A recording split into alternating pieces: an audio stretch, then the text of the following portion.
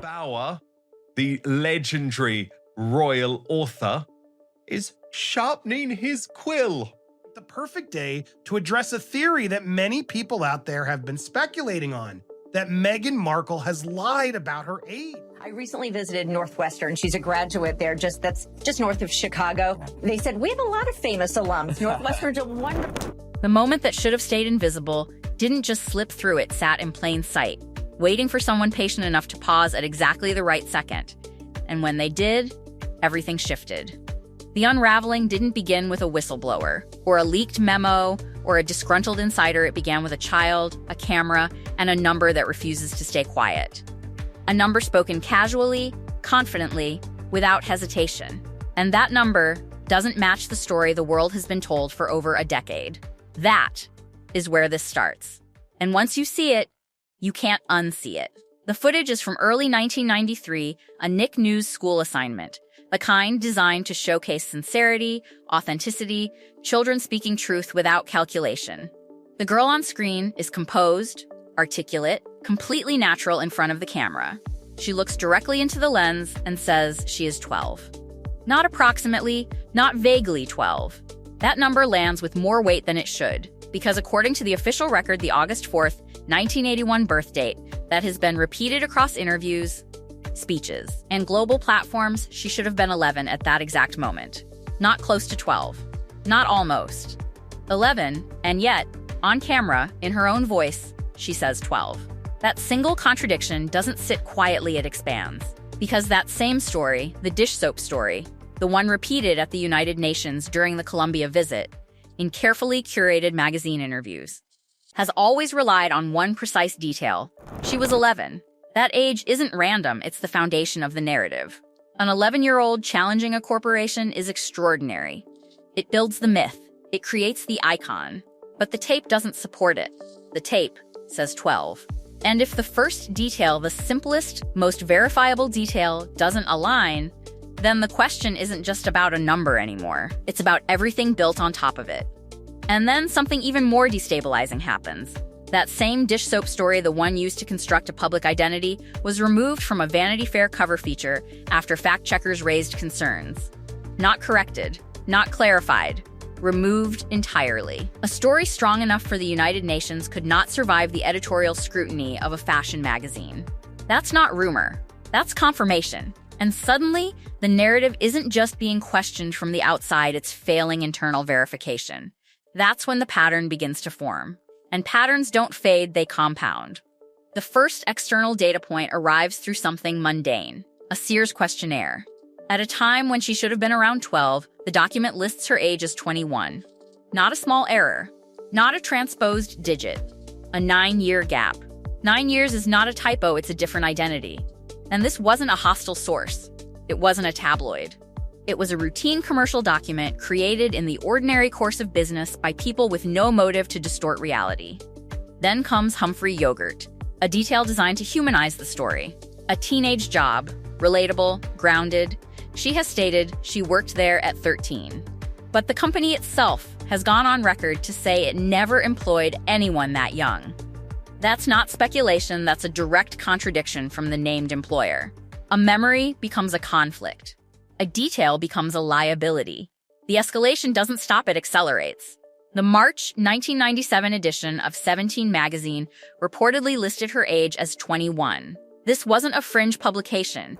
It was a national magazine with editorial oversight and millions of readers. If that number is accurate, then the implied birth year shifts dramatically to 1975 or 1976. Not slightly off, not adjacent, entirely different. And now, 3 independent sources, a retail questionnaire, a corporate employer, a national magazine, are all pointing in the same direction without any connection to each other. Then the contradictions move into the legal arena, where precision is supposed to replace ambiguity. Samantha Markle files court documents referencing a 13-year age gap. With her birth year in 1964, that places the timeline around 1977. But in separate correspondence with royal aide Jason Knopf, Meghan herself references a 16-year gap, pushing the implied birth year closer to 1980. 2 numbers. Same relationship, same context, completely different outcomes. And now the numbers are multiplying 1977, 1980, 1981, none of them aligning, all of them sourced from places that should be reliable. Court filings, personal correspondence, published material. These are not anonymous claims. These are documented statements existing inside the same ecosystem, contradicting each other without resolution. At this point, the evidence stops behaving like coincidence and starts behaving like structure. Because every source, every document, every statement doesn't just differ, it differs in the same direction. Older, consistently older. And when independent data points across different industries, different years, and different formats converge like that, the burden of proof shifts. It no longer sits with the people asking questions. It sits with the person whose story no longer aligns. Then the photographs enter the frame. And photographs don't just show faces, they show time. The Ralph Lauren campaign introduces a new conflict. Under the 1981 birth year, the child in the image should have been around 5 or 6, placing the shoot in 1986 or 1987. But the campaign timeline doesn't match that window. The dates don't overlap. The image exists, but the timeline refuses to cooperate. Shift the birth year back, and suddenly, the alignment appears. Leave it at 1981, and the contradiction remains unresolved. Then comes the photograph that amplified everything the graduation cap marked 95, released during the November 2017 engagement announcement. The math is simple. Graduation year minus standard age leads directly to a birth year of 1977. That would make her 40 at the time of engagement, not 36. A counter-explanation exists. It was an 8th grade graduation, not high school. The official high school graduation occurred in 1999, supported by the yearbook. But that explanation introduces a new question. Why release the 1995 image at all? During one of the most scrutinized moments in royal history, when the correct 1999 photograph existed? And just as that question begins to settle, another absence emerges: Northwestern University. The institution has used distinctive purple graduation robes since 1894. Yet no confirmed image of Meghan Markle in those purple robes has ever surfaced. The available photographs show black gowns. Not purple. Never purple. A visual inconsistency that has never been directly addressed. By now, the story isn't about one contradiction, it's about a system of contradictions that refuse to resolve. Documents don't align. Photographs don't align. Statements don't align. And the one document that would end the entire discussion, the original birth certificate issued in August 1981, has never been publicly released. Not an index entry. Not a secondary record. The primary document itself remains unseen. Supporters point to the California Birth Index and UK Companies House filings, both reflecting the 1981 date. But an index records what was submitted, it doesn't independently verify it. The distinction is critical. One is a record of a claim. The other is the event itself. And the event remains unproduced. Even the academic record introduces friction. The repeated claim of a double major in international relations and theater conflicts with Northwestern's own confirmation of international studies and theater. Not once. Not occasionally. Consistently, across speeches, interviews, official materials. A small difference on paper, but a significant one when it repeats in environments where accuracy matters. And when the narrative starts to strain under its own weight, the natural place to turn is the family, the people who were there, who should anchor the timeline. But instead of clarity, the contradictions deepen. Thomas Markle confirms 1981 consistently, but has never produced documentation. Samantha Markle cites 1977 in court, 1981 in her book, and introduces yet another variation. Meghan herself references a 16-year age gap implying 1980. 3 sources. 3 numbers. Same family. No agreement. And when even the family cannot stabilize the timeline, the questions stop being peripheral, they become central. Because at this point, it's not just about what's missing, it's about why it's missing. And more importantly, who benefits from that absence. Because just as these inconsistencies begin to form a pattern, another force enters the story, one that doesn't speculate, doesn't guess, but investigates, documents, and publishes.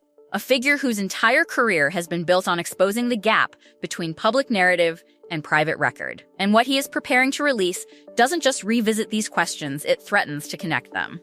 And that is where everything starts to escalate beyond control. The moment Tom Bauer steps into this story, the tone changes completely.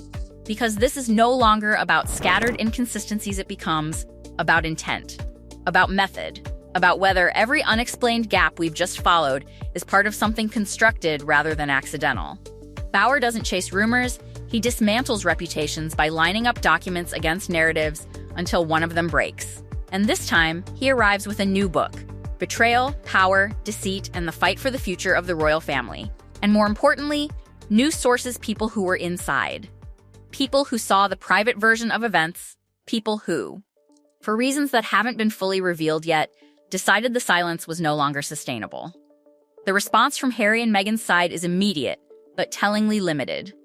A statement, carefully worded, framing Bauer as obsessive, fixated, crossing the line. But no documents, no primary records, no birth certificate, no definitive closure. Because if the investigation was truly baseless, one page would end it instantly. And yet, that page remains unseen. That absence is no longer passive, it becomes strategic. At the same time, Bauer's reporting points to another shift, one that cuts even deeper into Harry's legacy, the Invictus Games.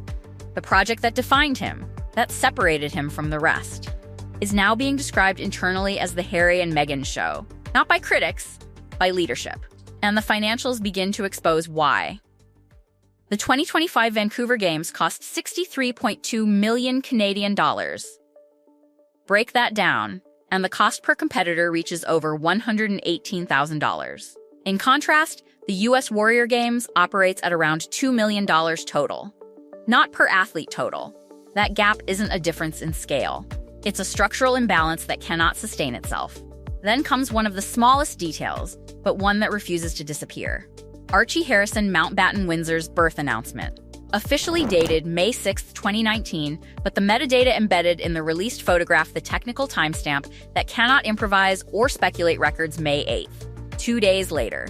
No explanation. No correction. Just another number that doesn't align, sitting quietly alongside all the others. And at this point, the story stops asking polite questions. Because this is no longer one inconsistency, or 5, or 10.